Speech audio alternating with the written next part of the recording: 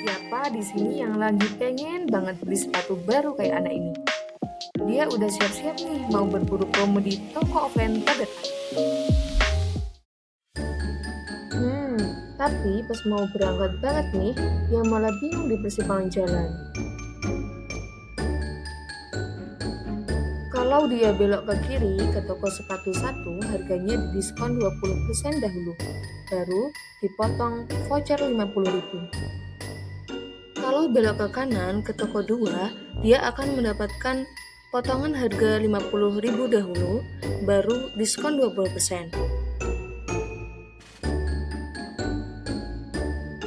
Nah, menurut kalian, urutan toko mana yang bakal bikin total belanjaannya jauh lebih murah? Biar nggak salah pilih jalan, yuk kita cari tahu jawabannya di materi komposisi fungsi. Assalamualaikum warahmatullahi wabarakatuh. Perkenalkan, nama saya Zidna Khozain Nikmah. Pada pembelajaran kali ini kita akan belajar terkait dengan materi komposisi fungsi. Setelah pembelajaran kita kali ini, kalian diharapkan mampu yang pertama, yaitu memahami terkait dengan konsep komposisi fungsi. Yang kedua, yaitu menentukan nilai dari suatu komposisi fungsi. Dan yang ketiga adalah menyelesaikan masalah kontekstual yang berkaitan dengan materi komposisi fungsi. Mari kita belajar bersama. Kita masuk ke persoalan sepatu tadi ya. Harga awal dari sepatu adalah 500.000. Pada toko sepatu pertama itu mendapatkan diskon 20% lebih dahulu, sehingga 20% dari 500.000 adalah 100.000.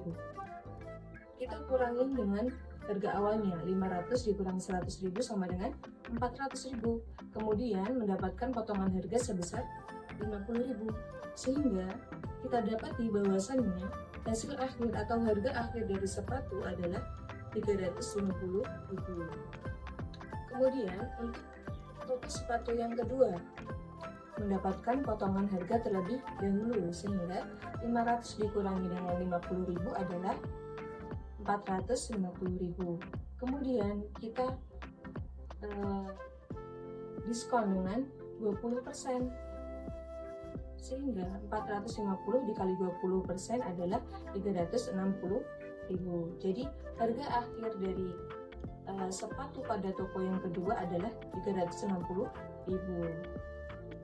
Nah, menarik sekali ya. Walaupun promo dari kedua toko ini sama, akan tetapi harga akhirnya adalah berbeda.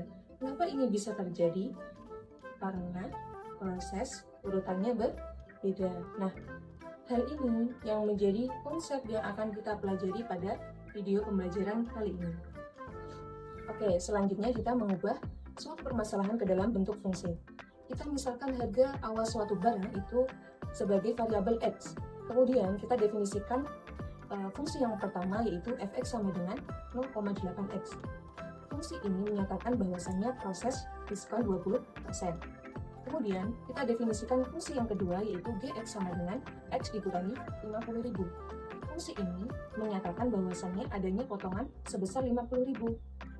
Nah, untuk toko yang pertama itu karena diskon terlebih dahulu kemudian baru potongan harga, maka kita bisa nyatakan bahwasannya bentuk komposisi fungsinya adalah gfx. Kemudian untuk toko yang kedua, karena potongan harga yang terlebih dahulu kemudian diskon 20% kemudian kita nyatakan sebagai dengan fgx. Nah, fungsi yang berurutan seperti ini itu dinamakan dengan fungsi komposisi atau komposisi fungsi. Jadi, apa sebenarnya komposisi fungsi itu? Komposisi fungsi merupakan proses penggabungan dari dua fungsi atau lebih sehingga menghasilkan suatu fungsi yang baru.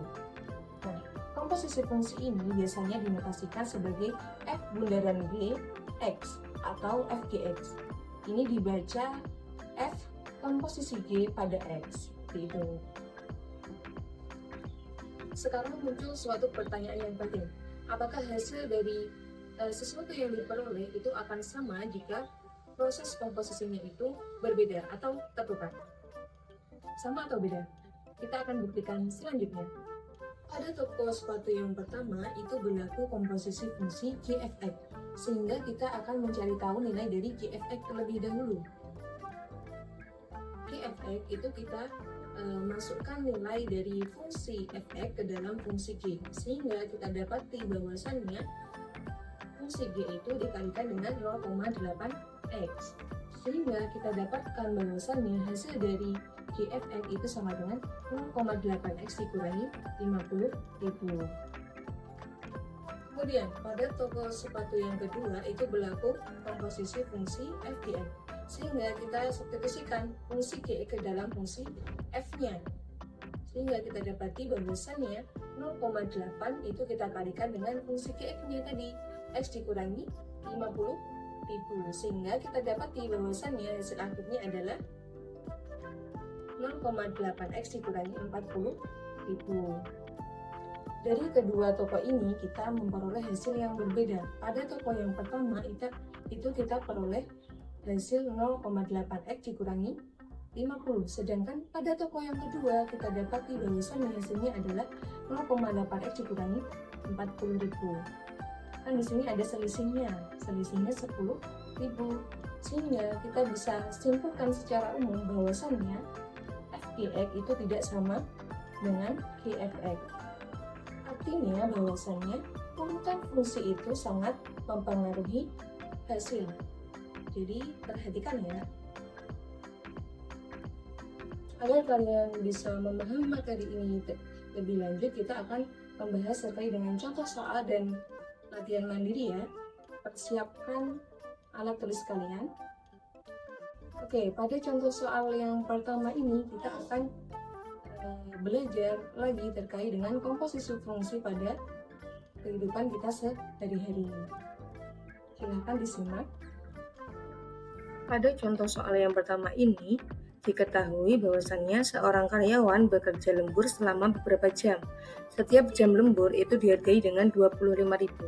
Setelah upah lembur dihitung, perusahaan akan memberikan bonus lagi sebesar 50% dari upah lembur tersebut. Nah, pertanyaannya adalah, jika seorang karyawan lembur selama 4 jam, berapa total upah lembur yang diterima? Kira-kira berapa ya? Oke, kita misalkan X jumlah jam lembur. Kemudian, upah per jam itu dihitung dengan fungsi Gx sama dengan 25.000 dikalikan dengan X-nya. Kemudian, total upah keseluruhan itu menggunakan fungsi fx sama dengan 1,5x. Ini didapatkan dari bonus tambahan tadi sebesar 50%. Sehingga akan menghasilkan output yang berupa total upah secara keseluruhan. Langkah pertama yaitu menghitung Gx terlebih dahulu. Kita tahu bahwasannya Gx itu sama dengan 25.000x. Jika lembur selama 4 jam, maka G4 sama dengan 25.000 dikalikan dengan 4-nya, sehingga menghasilkan 100.000. Kemudian langkah kedua yaitu mensubstitusikan nilai G4-nya tadi ke dalam fungsi fx. Kita tahu bahwasannya fx sama dengan 1,5x, sehingga fg4 sama dengan f100.000, sehingga didapatkan bahwasannya 1,5 dikalikan dengan 100.000 itu sama dengan 150.000. Jadi total upah lembur secara keseluruhan adalah 150.000 atau F bundaran G4 adalah 150.000. Ingat bahwasannya hitung Gx terlebih dahulu, kemudian baru menghitung Fx-nya sehingga menghasilkan total upah secara keseluruhan. Di sini ada soal latihan mandiri, silahkan kalian kerjakan ya. Pause video terlebih dahulu, kemudian tulis jawabanmu di LKPD yang telah Ibu sediakan di kolom deskripsi. Silahkan kerjakan. Selanjutnya yaitu contoh soal terkait dengan dua komposisi fungsi. Di sini diketahui bahwasannya fungsi Gx itu sama dengan X ditambah 2. Kemudian fungsi Fx sama dengan 2X dikurangi 1. Dan yang ditanyakan adalah cari nilai dari F komposisi G terhadap angka 3. Mari kita bahas ya. Langkah pertama, kita mencari nilai G3-nya terlebih dahulu, yaitu sama dengan G3 sama dengan 3 ditambah 2, sehingga menghasilkan 5. Selanjutnya, untuk langkah yang kedua, itu kita masukkan nilai G3-nya tadi, 5, ke dalam fungsi fx-nya, sehingga kita dapati bahwasannya F5 itu sama dengan 2 dikali 5 dikurangi 1, sehingga menghasilkan 9. Nah, hasil dari F komposisi G terhadap angka 3 adalah 9. Di sini ada soal latihan mandiri ya, silahkan dikerjakan di LKPD yang sudah Ibu sediakan. Pause videonya terlebih dahulu, kemudian tulis jawabanmu di dalam LKPD. Dan yang terakhir adalah contoh soal terkait dengan 3 komposisi fungsi. Di sini diketahui fungsi yang pertama adalah hx. Hx sama dengan x ditambah 3. Selanjutnya fungsi kedua adalah gx. Diketahui nilai gx sama dengan 2x dikurangi 1. Dan fungsi yang ketiga adalah fx. Diketahui bahwasannya fungsi fx bernilai x kuadrat ditambah dengan 1. Dan yang ditanyakan adalah carilah nilai dari f komposisi G komposisi H terhadap angka 2. Yuk kita bahas. Langkah pertama kita mencari nilai fungsi yang paling terdalam terlebih dahulu, yaitu hx-nya. Jadi kita masukkan input nilai 2 itu ke dalam fungsi hx, sehingga 2 ditambah 3 itu sama dengan 5.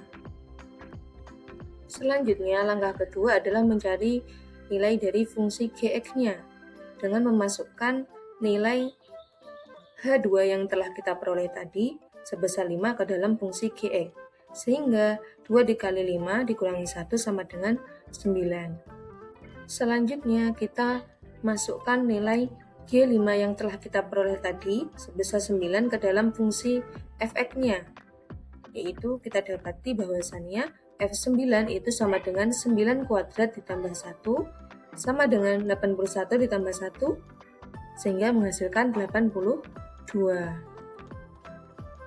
Dan hasil akhirnya atau nilai dari f komposisi G komposisi H terhadap angka 2 adalah 82. Jadi, ingat ya, kerjakan selalu dari fungsi yang paling dalam terlebih dahulu, kemudian baru yang terluar. Di sini ada soal latihan mandiri ya, silakan dikerjakan dalam LKPD yang sudah Ibu sediakan. Jangan lupa.